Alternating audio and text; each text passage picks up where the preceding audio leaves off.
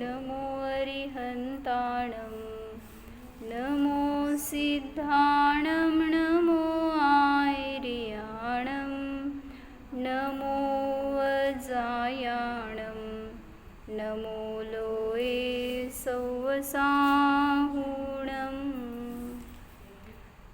अजर अमर विकल विकारी अविनाशी अनंत गुणधाम नित्य निरंजन भवदुःख भंजन ज्ञान स्वभावी सिद्ध प्रणाम ज्ञान स्वभावी सिद्ध प्रणाम। जय बोला अनंतानंत सिद्ध परमेष्ठी भगवान की जय।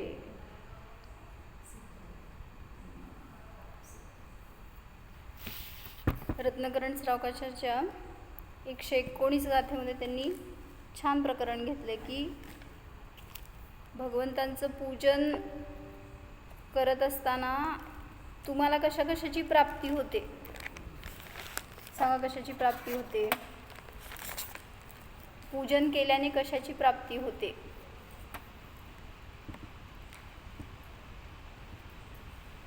काय प्राप्त होतं का नाही?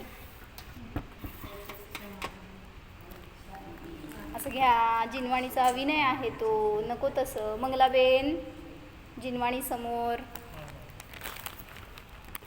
तर त्यांनी चांगलं घेतलं प्रकरण, 10 फायदे घेतलेत की जिनवाणी हे काय भगवंतांचं पूजन केल्याने कशा कशाची प्राप्ती होते किंवा कशाचा नाश होतो। तर त्यासाठी थोडीशी रूपरेषा मागून बघू आपण।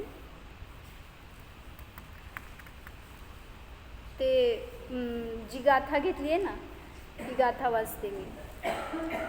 देवाधिदेव चरणे परिचरणं सर्वदुःख निर्हरणं कामदुही कामदाहिनी परिचिनुयादादृतो नित्यं। काय सांगालेत?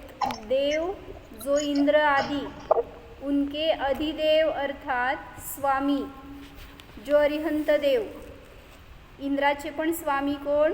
अरिहंत देव। उनके चरणों के समीप जो परिचरण अर्थात पूजन वह नित्य ही करना चाहिए। कैसी है पूजन? समस्त दुखों का नाश करने वाली, मनोवांछित को पूर्ण करने वाली और काम भाव का नाश करने वाली है। पूजन का करायची? तर पूजनाचे उद्देश सांगायला लागलेत की तुम्हाला सगळ्या दुःखाचं नाश होण्यामध्ये कारण आहे। जरासं लॉजिक लावून बघू की पूजा केल्याने आपल्याला कशाची प्राप्ती होते। ठीक आहे, समाधान म्हणले त्यांनी। अजून पूजा केल्याने काय काय होतं, काय भाव काय प्रगट होतात आपले, विशुद्धी होते। अजून ठीक आहे, अजून त्यांच्या निकट राहण्याला चान्स मिळाला ना आपल्याला तिथं तेवढा तरी। अजून घेतलेत त्यांनी 10 फायदे घेतलेत चांगले, वाचू आपण ते। तरी तर त्यांनी काय घेतलं की इंद्रियों के विषयों की कामना का नाश करके मोक्ष रूप सुख की कामना को पूर्ण करने वाला है। देवादिदेव के चरणों का पूजन समस्त दुखों का नाश करने वाला है।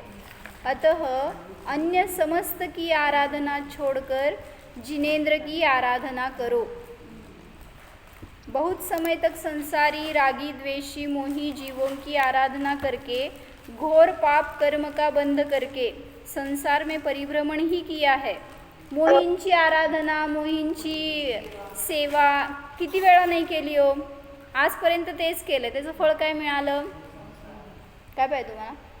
हे घ्या, मी सकाळ दुपार संध्याकाळ घेऊन बसते सगळ्यासाठी। आमची पोरं पण पेन नाही म्हणून बसते, म्हटलं मी पेन देते तुम्हाला। यदि वीतराग सर्वज्ञ देव की आराधना की होती तो कर्म के बंध का नाश करके स्वाधीन मोक्ष रूप आत्मा को प्राप्त कर लिया होता।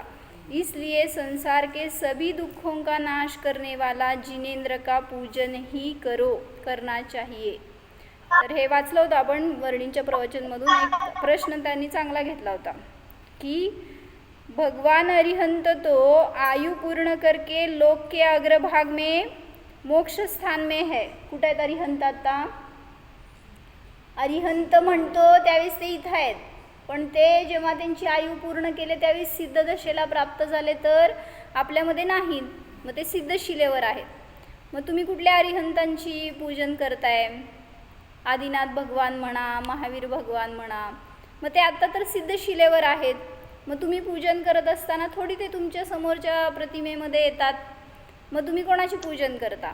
असं त्यांनी म्हणाले की अरिहंत तो आयु पूर्ण करके लोक के अग्रभाग में मोक्ष स्थान में है. धातु पाषाण के स्थापना रूप प्रतिबिंबों में तो आते नहीं है. अपनी पूजन स्तवन भी चाहते नहीं है, तथा अपने अनंत ज्ञान अनंत सुख में लीन बैठे हैं. अपनी पूजन स्तवन तो कोणाला इच्छा असते आपल्या पूजनाची, माझं पूजन करावं असं, तो अभिमान कषाय से दुखी अपनी बढ़ाई का इच्छुक संसारी राग द्वेष सहित हो वह चाहता है मेरी पूजन करे और वही स्तवन करने से संतुष्ट होता है. तुम्ही पूजन केल्यावर संतुष्ट पण कोण होतो? जो मोही आहे तोच. निर्मोही आहे त्याच्यामध्ये इच्छा राहत नाही किंवा संतोष नहीं. भगवान परमेष्टि वीतराग अनंत चतुष्टय स्वरूप में लीन है. उन्हें पूजा की चाह नहीं है. वे धातु पाषाण के प्रतिबिंब में आते नहीं हैं. किसी का उपकार करते नहीं हैं, किसी का अपकार भी नहीं करते. पूजन स्तवन करने वालों से प्रसन्न होते नहीं और निंदा करने वालों से द्वेष करते नहीं.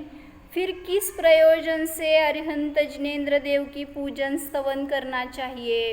प्रश्न एवढा मोठा होता. काय सांगितलं सांगा? त्यांना काय पूजन केल्यावर आनंद होत नाही, दुःख होत नाही, ते हित नाही येत, आता सिद्ध शिलेवर आहे. मग तुम्ही पुन्हा कशासाठी ते कोणाचं उपकार करत नाहीत, अपकार करत नाहीत, मग कशासाठी त्यांचं पूजन करायचं? द्या उत्तर. करता ना रोज? का पूजन करता? मग आपल्या आनंदासाठी, आपल्या सुखासाठी, आपल्या परिणामासाठी. ते आदर्श आहे, त्यांच्या ठिकाणी आल्यावर आपल्याला ते भाव होते उत्पन्न. म्हणजे हे एक कारण सांगितलं ना. माताजी सांगतात की जास्त काळ तुम्ही शुद्धात राहू शकत नाही म्हटल्यावर शुभाचं अवलंबन घ्यावं लागतं. काय शुभ करणार? मग त्यात हे सगळ्या षटक्रिया आल्या म्हणून पूजनाचं तुम्ही अवलंबन घेता.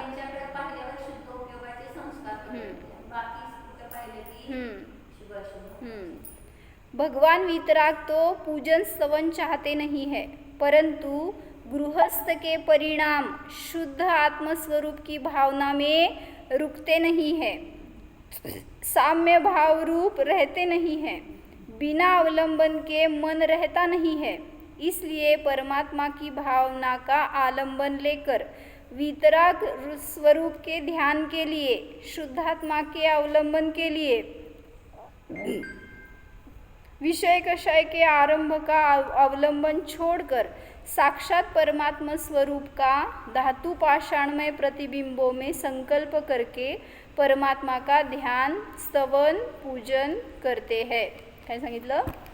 तुम्हाला जास्त काळ आत्म्याचं अवलंबन टिकत नाही म्हणून तिथं म्हटलं की बहिरंगामध्ये विकल्पात जाण्यापेक्षा शुभ अवलंबन किंवा उत्कृष्ट अवलंबन राहावं ह्याच्यासाठी म्हणून पूजनाचं क्रिया सांगितली जाते किंवा तसे भाव प्रगट करण्यासाठी म्हणून सुद्धा ते एक आपल्याला उपाय आहे. मग ते एका भजनात पण सांगितलं ना. काय म्हणजे तुम्ही आत्ताच सांगितलं ना त्यांनी की त्या पाषाणाच्या किंवा धातूच्या प्रतिमेमध्ये भगवान येतात का? मग तुम्ही पूजन कोणाचं करता? तर ते एक छान भजन आहे. हो त्याच्यामध्ये त्यांनी 2 वाक्य कसे घेतलेत? कौन कहता है भगवान आते नहीं, कौन कहता है भगवान आते नहीं, चंदना की तरह तुम बुलाते नहीं. का म्हणलं असं? तिथं आले होते ना. चंदनाने किती छान बोलवलं असणार आहे, म्हणजे म्हणून तिथं साक्षात तिच्या दारात आले भगवान. तुमच्या दारात काय येत नाही तो. तशी पहा. हाँ, म्हणजे म्हणायचे की चंदना की तरह तुम बुलाते नहीं, कौन कहता है भगवान सुनते नहीं, कौन कहता है भगवान सुनते नहीं, गौतम स्वामी की तरह हम सुनाते नहीं. का त्यांनी काय ऐकलं. म्हणजे ते आले की तिथं सुरू झाली. म्हणजे हां, म्हणजे तुम्ही ऐकत नाही तर ते सांगत नाहीत तुम्हाला, आणि तुम्ही म्हणताय की ते ऐकत नाहीत. तुम्ही असं सांगा की ते ऐकायलाच पाहिजेत आणि ऐकतात. म्हणून म्हटलं की तुम्ही बोलत नाही किंवा तुम्ही बोलवत नाही किंवा तुम्ही ऐकत नाही त्यांचं, म्हणून तुमच्या समक्ष भगवान नाहीत. कौन कहता है भगवान मिलते नहीं, कौन कहता है भगवान मिलते नहीं, सच्चे दिल से उन्हें हम बुलाते नहीं. बोलवा बघू. येणार, तुमच्या हृदयावर स्थापन होणार, पण आपण तसं इतकं आनंदाने इतकं प्रेमाने कुठं बोलवतो त्यांना. म्हणून ते तिथं, तुम्ही इथं. म्हणजे आपलं पवित्र करण्यासाठी, म्हणून अंतःकरण ते आपल्यामध्ये येत नाहीत. का? कारण तुम्ही सच्चे दिल से उन्हें हम बुलाते नहीं. म्हणून दिसणार तुम्हाला पण भगवान कधी दिसणार, जेव्हा प्राणप्रतिष्ठा आपण त्यांच्यामध्ये नाही तर आपल्या ज्ञानामध्ये करतो, आणि मग त्यावेळेस तिथं पूजन करताना आपल्याला काय काय फायदे होतात. कुठे आहे वही पेन आहे ना ज्योतिबेन. तर त्यात त्यांनी सांगितलं की पूजन समयी, मावशी पेन कुठे आहे, वही कुठे आहे, वही पेन काढली नाही मग. पूजन समयी विषय कषायातील, म्हणजे काय म्हणायचं आहे, तुम्ही जोपर्यंत पूजा करता तोपर्यंत भगवंतांशी अटॅच आहे, त्यामुळं तिथं अन्य विषय कशाय किती आले हो तुमच्या ज्ञानामध्ये. हां, म्हणा की पहिलं काय ते, दर्श विशुद्धि धरे जो कोई, ताको आवागमन न होई. जय शिववनिता के सखी बखाने. त्याच्यात नाही आलं. दर्शन विशुद्धीसाठी सांगितलं होतं ते. दर्श विशुद्धी धरे जो कोई, ताको आवागमन न होई. त्याचं आवागमन होणार नाही आता पुन्हा. जेव्हा सम्यक दर्शन प्रगट झालं तर आवागमन थांबलं आता. म्हणजे आता वरच जाणार असं सांगायचं आहे. म्हणजे पुन्हा पुन्हा भवभ्रमण होणार नाही. ठीक आहे. तर काय सांगायला लागलेत की जोपर्यंत आपण पूजनाच्या परिणामामध्ये आहे तोपर्यंत विषय कषायांमधील संकल्पाचा अभाव होतो. राहू दे, लिहा काय सांगितले. हो लिहा, घ्या, आहे तुमचं पेन, वही पेन. सोजन विषय कषाय न जाने. काय सांगितलं हो, जो अरिहंत भगती मन आने, सोजन विषय कषाय न जाने. म्हणून अरिहंतांची भक्ती आहे ना त्याच्यामध्ये जेव्हा पूजन करतोय त्यावेळेस. म्हणून म्हटलं तिथं पूजन समयावेळी विषय कषायांमधील संकल्पांचा अभाव होतो.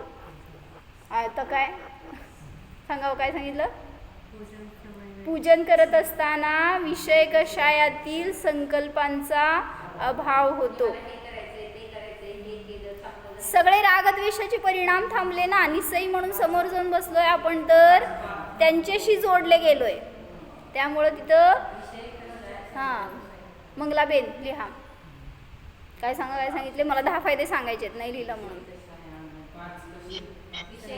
5 पापाचा पण त्याग होतो. बरोबर सांगे लागले पुढं. ते काय म्हणले, पहिल्यांदा विषय कशाय थांबले. दुसरं सांगितलं दुर्ध्यान सुटल्याने परिणामांची विशुद्धी होते. म्हणजे इतर विकल्प थांबले ना, हे करायचंय ते करायचं नाही आहे, त्याला द्यायचंय घ्यायचंय, असं का झालं, कसलेही इष्ट अनिष्ट सगळे परिणाम थांबले. त्याच्या निमित्तात परिणामांची विशुद्धी होते. सगळे कशाय नो कशाय सगळे थांबले. पुढं सांगतायत तिसरं की पाप कर्म किंवा अशुभ कर्मांची स्थिती आणि अनुभाग घटतात. पाप कर्म म्हणजे आता सगळ्या प्रकारचे अशुभ कर्म प्रकृती घ्या, त्यांची स्थिती आणि अनुभाग घटतो, कमी होतो.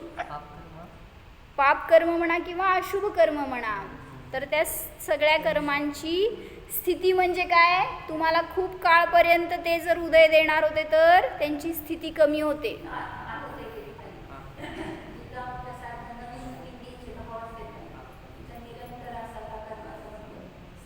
आश्रव चालू आहे ना, अंतराय कर्म बांधतोय. काय नवीन जोडायचे परिणाम करताय ना तुम्ही. घरात एखादी वस्तू आणायची ठेवायची आहे.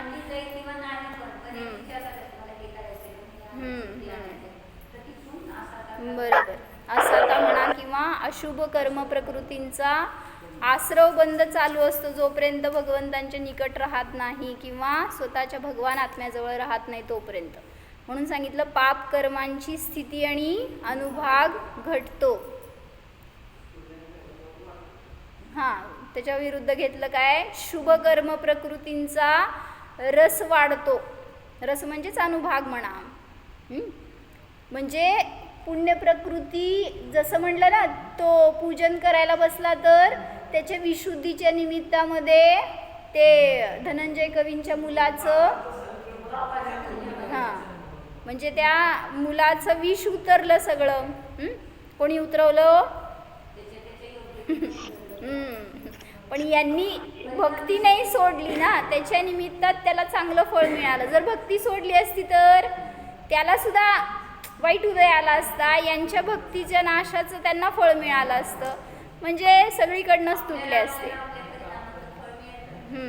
आपण पूजन करताना कोणतं हाक मारली तर आलोच म्हणजे काय करतो, किंवा गेलेलोच असतो. म्हणजे बोलवलं तर, नाही तर फोन घेऊन बसेलच असतो जवळ. म्हटल्यावर तिथंच पूजेमध्ये झालो. म्हणजे म्हणायचं की पूजन करतो त्यावेळीस तिथं अशुभ कर्म प्रकृतींचा स्थिती अनुभाग घटतो आणि पुण्य प्रकृतींचा शुभ कर्म प्रकृतींचा अनुभाग वाढतो. म्हणजे त्याचं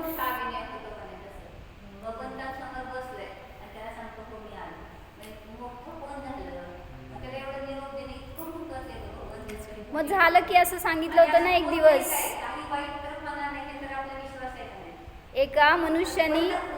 एक मनुष्य प्रक्षाल करत होते आणि ते प्रक्षाल करायला गेले तर आतमध्ये त्यांच्याजवळ मोबाईल होता आणि मग प्रक्षाल अजून सुरू व्हायचा होता आणि त्याचा मोबाईल वाजला. म्हटल्यावर त्यांनी येतो म्हणून बाहेर आला, गाभाऱ्यातनं बाहेर येऊन मंदिरच्या बाहेर जाऊन तिथं बोलला, फोनवर बोलला तर अटॅक आला आणि तिथंच गेला. काय झालं असतं सांगा, जर आयुकर्म तेवढंच होतं, संपणार होतं, फोन नाही उचलला असता तर किती चांगल्या परिणामामध्ये, किती चांगल्या सानिध्यामध्ये.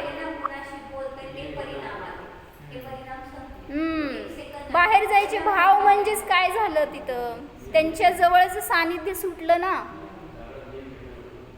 नियम कसला, जिजूबाईंनी पण नेम दिले मंदिरात काय म्हणून बोलायचं बरोबर. म्हणून एक तर मोबाईल आणायचं नाही मंदिरमध्ये. इतकं विकल्प असतात ना जर आपल्याला तर.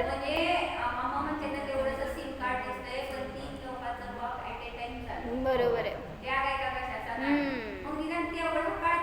काय ऐकलं का हो, काय वाक्य म्हटलं, सिम कार्ड केवढा असतो तुमचा, टिचभर.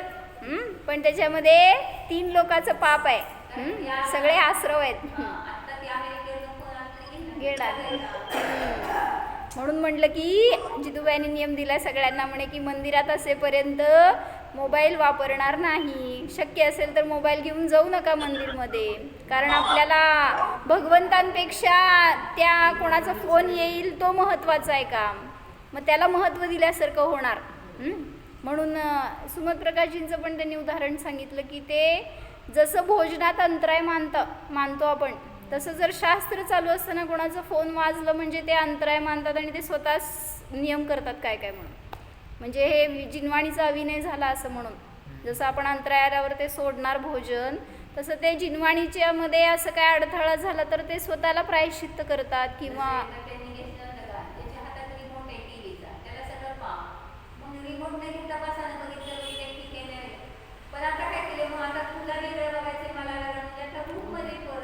नवीन नवीन सगळ्यांना. किती बरं वाटते की पोरं रूममध्ये काय बघतात, काय करतात, कुणाला कळत. म्हणून त्यांनी फोन ते प्रवचन सुरू व्हायच्या आधी सगळ्यांना मोबाईल स्विच ऑफ करायला लावतात. त्याच्याशिवाय शास्त्र चालू करत नाहीत. म्हणजे असं सुद्धा व्हायला पाहिजे आपल्याकडून. एकतर आपण उचलतो घेतो म्हणजेच अभिनय करतोय भगवंतांचा. सगळ्यांना निमित्त पडतो. बरोबर आहे. अनायतन झालो सगळ्यांचं. तुमचा फोन वाजला तर 10 जण चेक करणार माझा वाजला का म्हणून. म्हणजे काय झालं, त्या 10 जणांचे परिणाम भ्रष्ट व्हायला आपण कारण ठरलो. आणि म्हणून कालचं किती खेळत असेल काय बोलतो? पण आता का नाही शक्यतो का नाही आपण जर गेलो का नाही मंदिरात शास्त्र त्या टायमाला येत नाही शक्यतो फोन कोणाची. येत नाहीत म्हणून काय परीक्षा बघायची विषयाची. म्हणजे हा बरोबर आहे. एकदा हा, सांगून ठेवलं ना सांगून. की आम्ही शास्त्राला जातो, जातो. तुम्हाला कोणत्या वेळेस हा. फोन करणार नाहीच नाही. करणार. मग कशाला विकल्प, कोणाचं तर फोन आलं तर. आणि आता होती ना, पण आपण आपलं कसं आता आपण मोबाईल घेऊन जातो की मंदिरात ते बघण्यासाठी प्रवचन असं. कशाला मंदिरात घेऊन जायचं ते सांगायला लागलेत की. आता काय काय म्हणायचं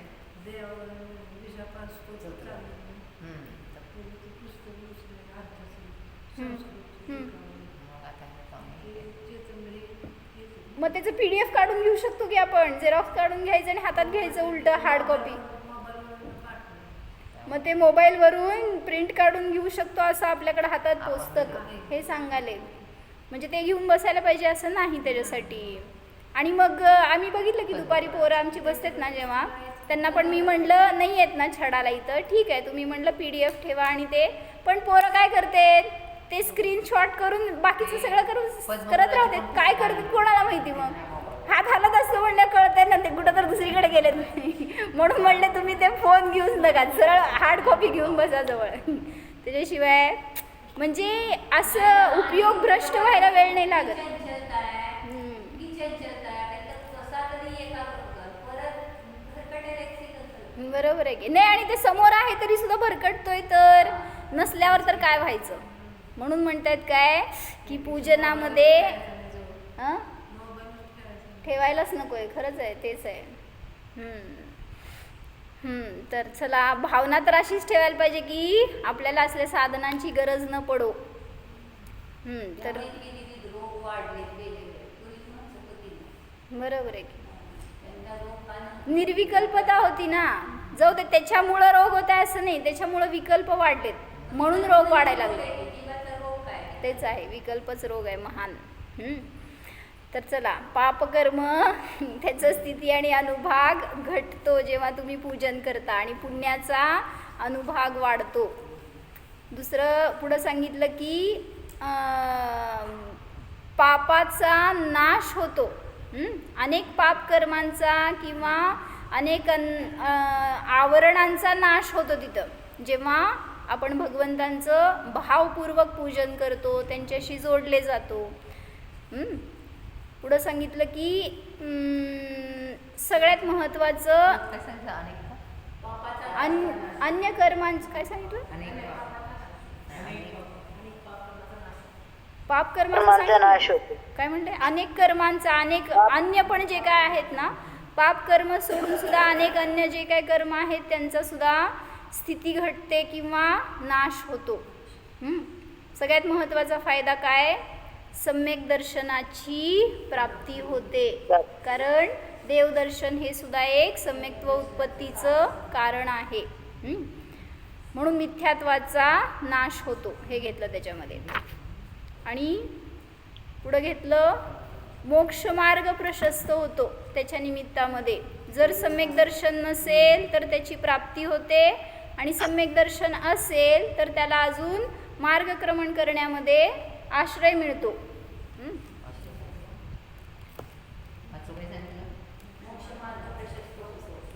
प्रशस्त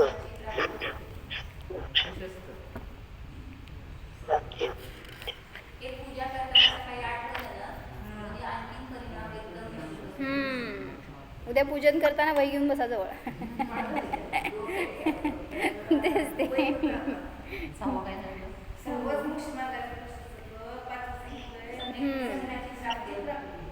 चला पुढं सांगितलं, पूजन केल्याने इंद्रपदाची प्राप्ती होते. परवा आपण सगळं बघितलं होतं ना, इंद्रच असा असतो की जो भक्तीमध्ये सर्वश्रेष्ठ स्थान आहे त्याला, इंद्राला. म्हणून म्हणजे इंद्रासारखी पूजा करा. आपण इंद्रासारखं नटतो पण तेच ना, हां तेच घेतलं होतं आम्ही परवा एक दिवस, की इंद्राचं बाह्य रूप बघायला जाऊ नका, त्याचे अंतरंग परिणाम बघा, त्याची शक्ती कशी लावतोय तो, त्याची भक्ती कशी लावतोय ते शिकायला पाहिजे. तर तुम्हाला आत्ता पूजन केल्याच्या निमित्तामध्ये इंद्रपदाची प्राप्ती होते. काय म्हटलं? दुसऱ्यासाठी अनायतन झालं उलट तिथं. मग त्यांनी विचारलं वितरागता वाढवताय का राग वाढवताय मंदिरात येऊन? आणि इंद्रासारखं आपण जातो पूजा करायला. आणि इंद्र सगळं वैभव बाहेर काढून देतो ना ते. आपण सगळ्या वैभवाला मोठं मानतो. काय सांगितलं ऐकला का?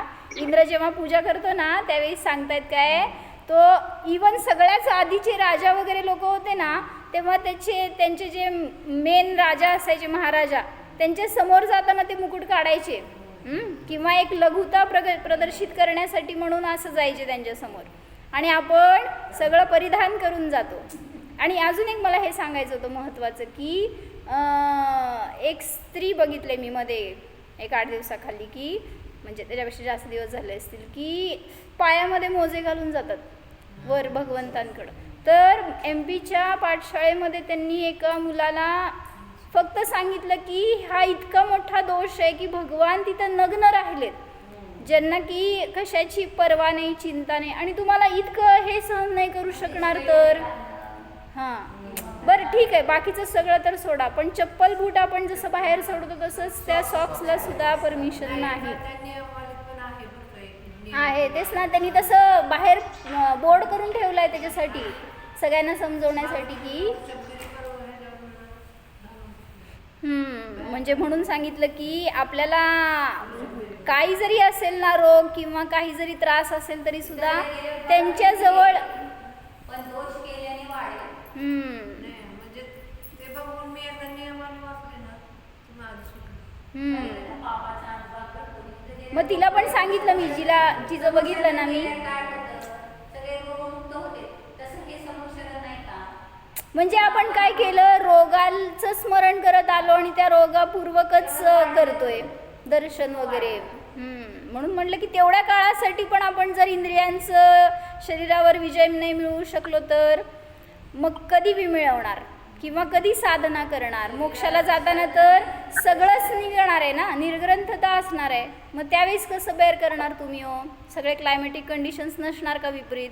आणि मग त्यावेळेस आपल्याला आम्ही तेव्हा करतो असं म्हणणार. तेव्हा तर परीक्षेची वेळ असते. म्हणूनच म्हणलं, मग मी त्या स्त्रीला सांगितल्यावर सोडलं की नाही, परत नाही घातलं. असं नाही विचार करायचा आपण, योग्य आहे ते आपण साम्य भावाने किंवा काय म्हणायचं, एक प्रसन्नतेने सांगा. हां हे महत्त्वाचं आहे. म्हणजे आपण आपली प्रसन्नता नाही नष्ट करायची. जेव्हा आपण दुसऱ्याला गाईड करतो त्यावेळेस त्यांचं मार्गदर्शन व्हावं, त्यांना योग्य मार्ग मिळावा, हेच भाव आपले असावे. त्यांनी असं सांगितलं की प्रत्येक प्रसंगामध्ये आपली शांती नष्ट होणार, हां. आपल्या शांतीचं रक्षण करा. बरोबर. म्हणून साम्य भाव, आपली शांती टिकवा, आणि त्यापूर्वक कोणाला उपदेश देत असाल तर त्यांना वाईट पण वाटणार नाही. भलेही ते नाही तसं आचरण करतील तरी सुद्धा असा खेद असतो अंतरंगात की आपण करायला पाहिजे, आपल्याकडून होत नाही, असं तरी ॲटलिस्ट त्यांचं परीक्षण होतं. म्हणून आपण स्वतः खूप गार लागते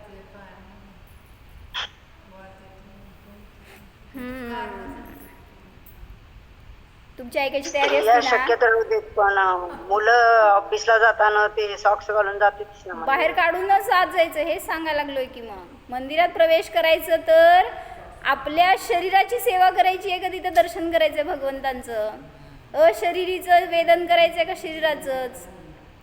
म्हणून आत प्रवेश करायचं तर बाहेर सगळं चामड्याची वस्तू काढून जातात ना लोक, मग त्याच्याबरोबर हे सुद्धा चप्पल घालून जातं का आतमध्ये? मग त्याच्यासारखंच आहे हे. म्हणून सांगितलं त्याचं अवलंबन आतमध्ये घ्यायचं नाही.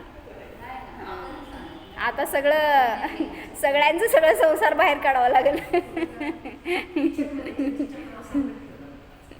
त्याच्यावर पण सुमंत्रकाशींनी फार बोललं होतं. त्याच्यावर पण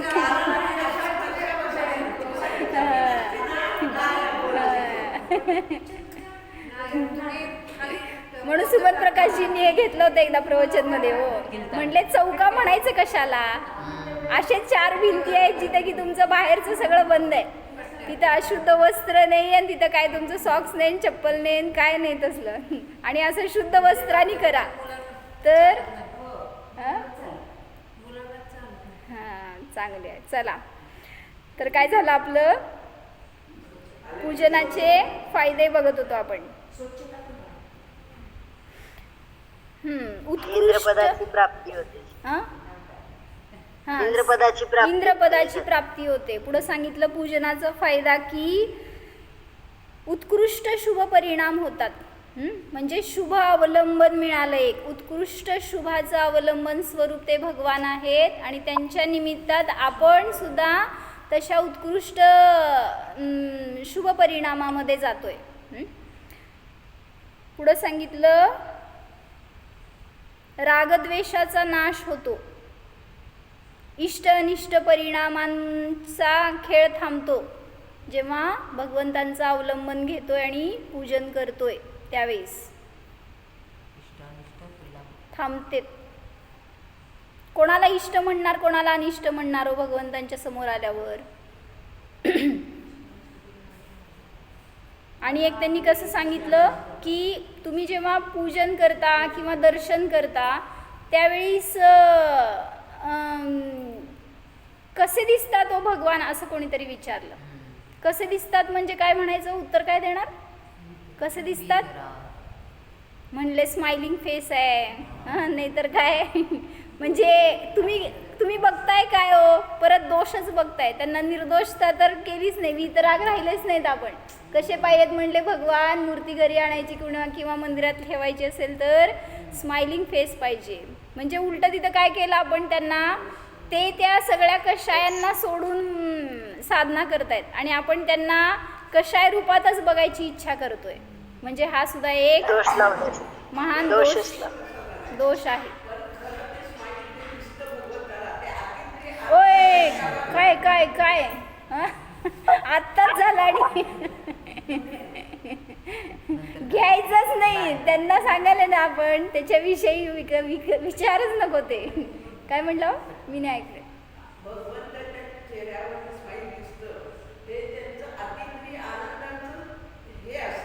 ते कसंही रूप असू दे तुम्हाला त्याच्यात आनंद दिसायला पाहिजे. त्यांना आनंदी करून तुम्ही आनंद बघायला जाता. पंढरपूरची प्रतिमा बघितली का, पंढरपूरची प्रतिमा बघितली का, इतकी सुंदर आहे, इतकी सुंदर आहे ना, असं स्माइल दिसणार नाही तुम्हाला चेहऱ्यावर, पण ते बघितलं तरच आनंदाचं भावभासन होतं. इतकी वितरागी इतकी सुंदर प्रतिमा आहे. आणि मग त्याच्यावर तुम्हाला तसं काय कोरलेलंच पाहिजे आणि ते म्हणल्यावर तुम्ही कशात अडकला हो. म्हणून त्यांच्याकडून वितरागता शिका, दुसरं काय शिकायचं नाही आपल्याला, निर्दोषता शिका. आपण हसतो किंवा तसे आपले परिणाम करतो हे आपला दोष आहे आणि त्यांना सुद्धा तशाच रूपामध्ये बघायची इच्छा करतो म्हणजे महान दोष झाला तो. तर काय बघत होतो अजून, कुठंपर्यंत आलो, 10 झाले. बरं, शेवटचं सांगितलं त्यांनी, परंपरेने मोक्षाची प्राप्ती होते. जो कोणी पूजन करतो त्या पूजनाच्या परिणामांचं फळ नियमाने परंपरेने सांगितलं मोक्ष लाभ होतो. म्हणून म्हटलं की तुम्हाला त्या प्रतिमेमध्ये भगवान दिसत नाहीत ना, त्याच्यामुळं हे सगळं विकल्प येतात. ते असे पाहिजेत असे नकोत वगैरे. मग तिथंच नाही तर म्हणले की एक हे सांगितलं दृष्टांत की विनोबा भावे होते ना, तर ते त्यांच्या घरी कोणीतरी एक अनाथ मुलगा राहायला होता त्यांच्याबरोबर आणि त्यांची आई काय करायची, त्या दोघांना पण जेवायला वाढायची. तर ते वाढत असताना तो जो अनाथ मुलगा होता त्याला गरम गरम जेवण द्यायची. काय म्हणले, त्या अनाथ मुलाला जेवायला द्यायची तर चांगलं गरम असं वगैरे ताजं द्यायची आणि ते आपल्या मुलाला काय द्यायची, ती थंड राहिलेलं शिळं किंवा असं काहीतरी द्यायची. मग ते विनोबा भावे एक दिवस म्हटले की तू तर शिकवण दिली आहे आम्हाला की सगळ्यांच्यामध्ये ईश्वर बघायला पाहिजे, परमात्मा बघायला पाहिजे सगळ्यांना, आणि मग तूच का भेदभाव करतीस. म्हटली तो परका असताना त्याला गरम जेवण आणि मी तुझा सख्खा मुलगा काय म्हणायचं रिअल, पण तू मला असं का देतीस? मग त्यावेळेस त्यांनी काय सांगितलं, ती म्हणाली की तू म्हणतोय ते एकदम बरोबर आहे. तिने शिकवण काय दिली होती, प्रत्येकामध्ये परमात्मा बघायला पाहिजे. मग ती म्हणाली की माझं हे अज्ञान आहे, माझा दोष आहे, माझे परिणाम चुकीचे आहेत, म्हणून मला त्याच्यामध्ये तर ईश्वर दिसतो पण तुझ्यामध्ये मुलगा दिसतो, म्हणून तो ईश्वर दिसत नाही म्हणून भेदभाव होतो. म्हणून आपली दृष्टी तशी आहे का हो, प्रत्येकामध्ये परमात्मा पाहण्याची, प्रत्येकाला जीव पहा एवढं तर सांगितलं. तशी दृष्टी आली तर भेद राहत नाही किंवा विकल्प होत नाहीत. हां, म्हणून तिथं भगवंतांनाच आपण भगवान बघत नाहीये तर बाकीचे तर काय दिसणार. घरात कोण कोण आहे सांगा, किती भगवान आहेत? आता घरी जाऊन मोजा, कोणाला कधी असं बघितलंय का आपण? एवढ्या सगळ्या भगवंतांचं घर आहे आपलं, पण म्हटलं ना म्हणून की भावी भगवान बघा. हां, आणि इवन तुम्हाला फक्त ते बोटावर मोजायसारखे म्हणाल तुम्ही, मुलगा, त्याची बायकोन, त्याचे पोरण हे भगवान नाही म्हणालो आम्ही, तर घरात असणारे सगळे जीव सुद्धा भगवान आहेत, ते जीव आहेत. अशी दृष्टी प्राप्त झाली तर आपल्यावर संकट येणार नाही किंवा आपल्याला विकल्प होणार नाहीत, रागद्वेष होणार नाहीत. मग आम्ही एक दुपारी पोरांना गोष्ट सांगितली आज.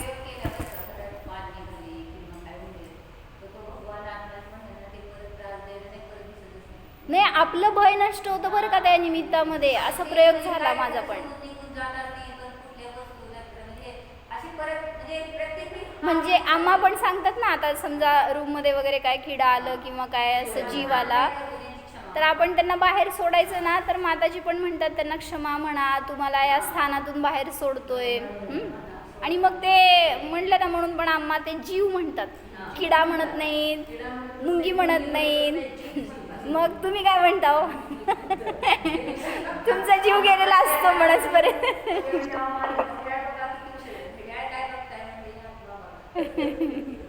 म्हणजे अशी दृष्टी त्यालाच प्राप्त होती आणि त्याच्याच वाणीमध्ये तशी मग वचन येतात, ज्याची दृष्टी आहे तशी.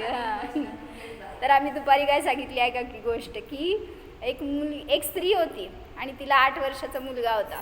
आणि तो मुलगा तिची भक्ती खूप होती भगवंतांवर, आणि ती सारखं देवाचं दर्शन करणार, भजन म्हणणार, काय ना काय तिचं काम झालं की सारखं ती देवालयामध्ये बसलेली असायची घरातल्या.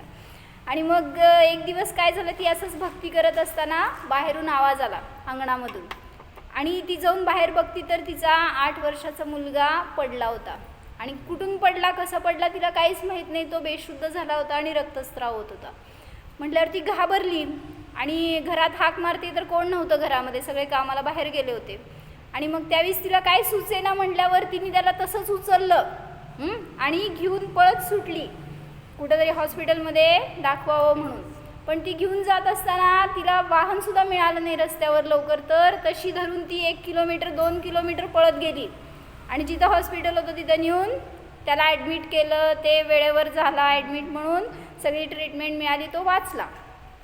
पण आता ती गेली देवाजवळ आणि म्हणती की मी तुमची एवढी उपासना करते, भक्ती करते, आणि त्याचं फळ मला तुम्ही काय दिलं? माझ्याच बरोबर असा का प्रसंग घडला? बोला, मला चांगलं फळ मिळायला पाहिजे होतं, हे का फळ मिळालं?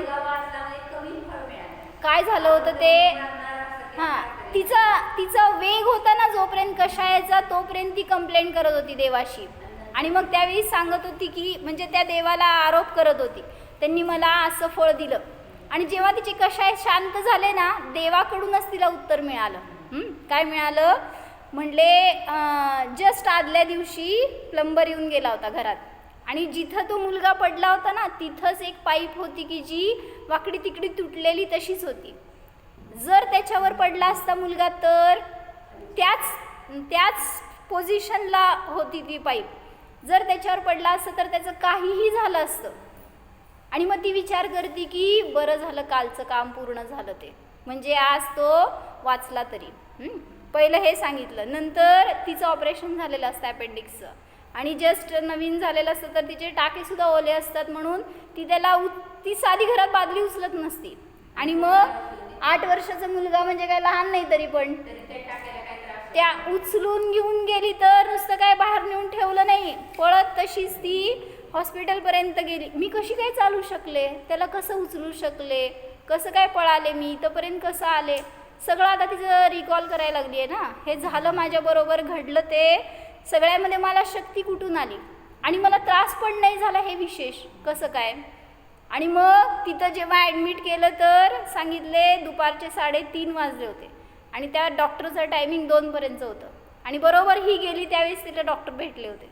मग रोज 2 वाजता जाणारे डॉक्टर आज 3:30पर्यंत कसं काय थांबले. म्हणजे आपण तशी गोष्टी आहे ना त्या दृष्टीतनं सगळं तिला आता कळत गेलं. ती असली दोष बघण्याची तर ते चांगलं आहे, त्याच्यात सुद्धा दोष बघून आपण आणि मग तिला सगळीकडे आता भगवानच दिसायला लागले. म्हणले हे सगळं झालं भगवंतांमुळंच. म्हणजे आता करणारे नाही आहेत, पण मग तिथं तिला उत्तर मिळालं की भगवान संकटाला नष्ट करणारे नसतात, पण त्या संकटाला फेस करण्यासाठी तुम्हाला शक्ती देणारे किंवा तुम्हाला मार्ग दाखवणारे, त्याच्यातून बाहेर पडण्याचा उपाय सांगणारे असतात. तुम्ही केलेलं कर्म आहे तर देव कोण आहेत म्हणून तुमचं ते कर्म नष्ट करणार, तुमचे उदय नष्ट करणार. म्हणून नष्ट करत नाहीत, तुमचं संकट दूर करणार नाहीत, पण त्या संकटाला सामोरं जाण्याची शक्ती देतात. म्हणून म्हणलं की सदा देव. बरोबर, शरीराची शक्ती नाहीच की. राहिली पाहिजे. लगेच चंचलता लगेच त्या चंचलतेमुळे अजून काम पिचकाळतं. बरोबर. जसं ते इतकं उपसर्ग परिषद झाले तरी चंचल नाही झाले, मग त्या दृष्टीने आपल्याला काय परिषद. म्हणून परिणामांना शक्ती देतात, आपल्या आत्म्याची शक्ती वाढवतात. असे ते भगवान, ते स्वतः अनंत शक्तीचे धनी, अनंत आनंदाचे धनी आहेत. म्हणून त्यांच्या जवळ बसल्यावर आपल्याला अशी शक्ती मिळते. न बोलतात सगळं सांगतायत, फक्त तेवढा वेळ द्यावा लागतो म्हणून त्यांच्या जवळ. पूजा करतो तर आपण कशी करतो, म्हणून पूजा पण करतात त्यांना मिळत असेल लाभ, पण पूजा न करता श्रुतिकाबाईन पूजा करतो का रोज आपण, का नाही करत, मग करायला पाहिजे का नको. मग त्याच्या निमित्तात आनंद मिळणार हो. आणि आपल्या घरातली संकट आपल्याला नष्ट करायची आहेत ना, हा उपाय आहे.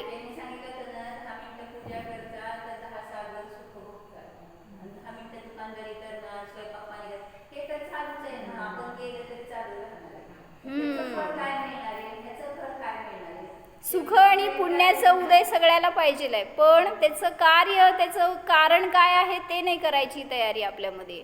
म्हणून आपण घरी जाऊन ते संकट दूर करायला जातो तर ते संकट कधीच नष्ट होत नाही, तिथं कधीच आपल्याला मदत मिळत नाही. पण इथं बसून तुम्ही जर जे परिणाम विशुद्ध करणार ना, त्याच्या निमित्तात सगळ्या संकटांमधून बाहेर पडायचा उपाय मिळतोच.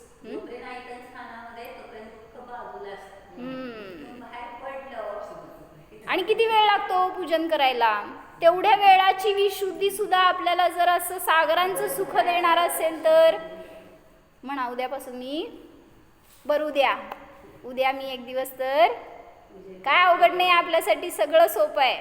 असं अनेक जण बघितले मी काय करतात, ते जिनेंद्राचना घेऊन म्हणतात बरं का, काय काय म्हणतात मला माहीत नाही, पण म्हणत बसतात आणि ठेवून निघून जातात. अष्टमी चतुर्दशीलाच देव आहेत, इतर वेळेस देव म्हणजे उद्या मी 1 दिवस पूजन करणार. चला, सगळ्या दोषांचं प्रायश्चित्त, मला जे काय असे काय उदय येत असतील, पूजेमध्ये अडथळा होते, मला भाव होत नाहीत करण्याचे, जे पण असं पुढे आपल्याला अजून काय उदय त्रास देणार असतील तर ते प्रायश्चित्त म्हणून मी उद्या 1 दिवस करतो ना रोज पूजन अष्टद्रव्यांनी, का नाही कधीतरी. हां, तर मी उद्या 1 दिवस, तुम्ही म्हणा मीच म्हणायला लागले. चला, आनंद भोगा, त्याच्या निमित्तामध्ये आकुलता नको व्हायला बरं का. ओम जाणाम अरिहंत समान निज भगवान आत्मा जाणाम. पहा, या आत्म्यामध्ये कोणतेही संकट नाहीच. अनंत सुखाचा धनी आहे हा आत्मा,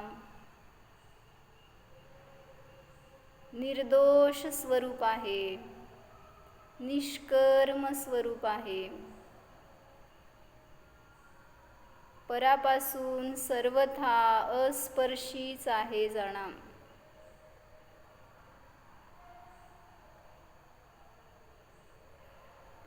निसंसार स्वरूपोऽहम्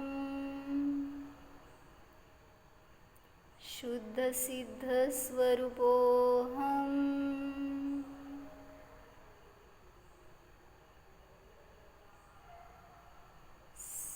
अरिहंत स्वरूपोऽहम्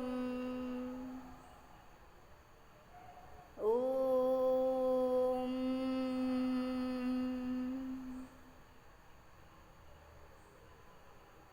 विसर्जन. नमो अरिहंत.